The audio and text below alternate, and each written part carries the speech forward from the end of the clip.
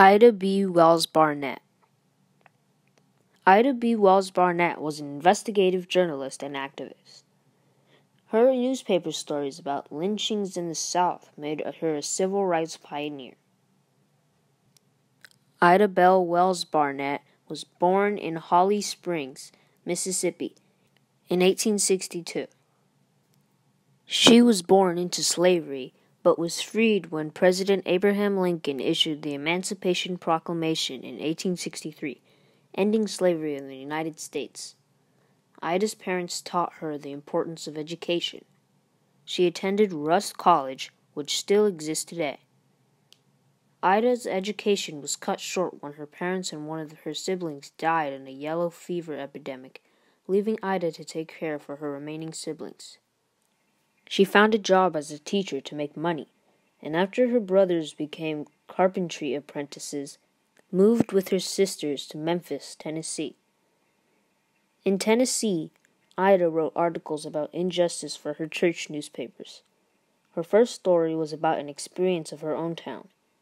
A train company had forced her to leave the train because she was not sitting in the car reserved for black customers, even though Ida had bought a first-class ticket.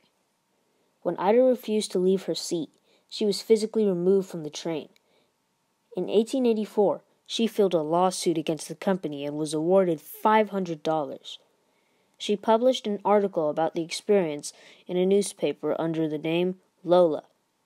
She was later given the title Lola, Princess of the Press. One of Ida's friends was lynched, a type of murder that almost always targets black people. Ida began to research acts of violence against black people in the South in order to educate others. She wrote powerful articles on the topic and boldly published her findings in local newspapers. Her work enraged many racists who burned her press and forced her out of Memphis. Ida continued with her mission despite these dangerous obstacles. In 1898, she visited the White House to meet with President William McKinley to try to convince him to take action against lynchings. Ida B. Wells-Barnett remains one of the most important leaders of the early civil rights movement. Her activism was an inspiration to journalists who came after her. The very frequent inquiry made after my lectures by interested friends is, "What can I do to help the cause?"